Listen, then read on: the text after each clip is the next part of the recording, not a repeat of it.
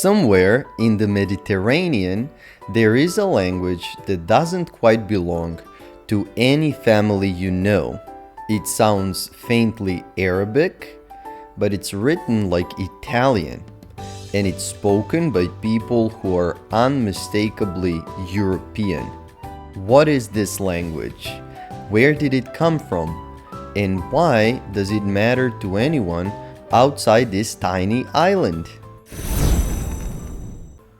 I'm talking about Maltese, and it might be the most quietly extraordinary language in the world.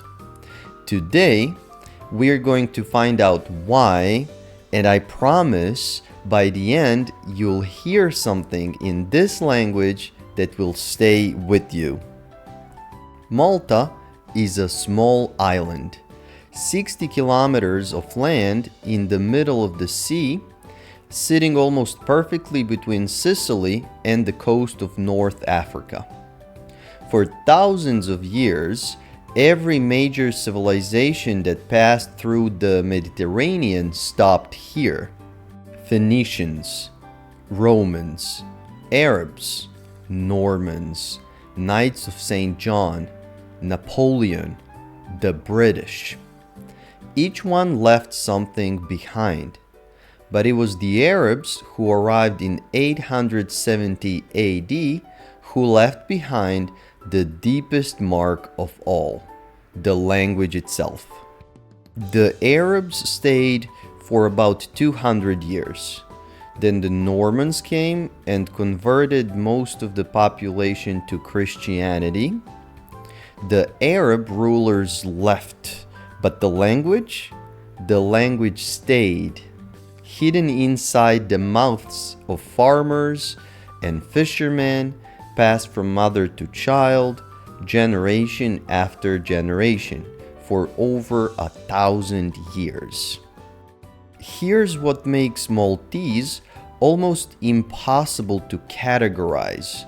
It's a Semitic language, the same language family as Arabic, Hebrew, Amharic, but it's written in the Latin alphabet, and about 40% of its vocabulary comes from Italian and Sicilian.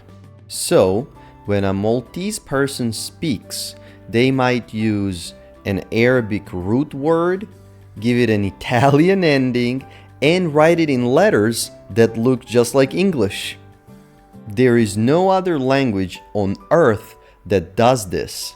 It's not a pidgin, it's not a Creole, it's a fully developed, ancient living language. It just happened to grow up at the intersection of three worlds. Listen to it.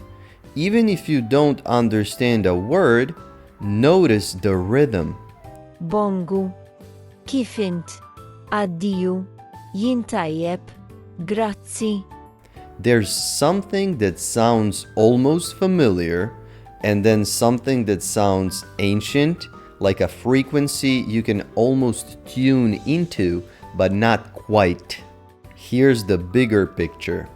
Maltese is the only Semitic language that is an official language of the European Union. Think about it. In Brussels, in meetings about trade and borders and the future of Europe, Maltese sits at the table. A language born from medieval Arabic, now translated into EU directives. And there's one more thing I find extraordinary about this.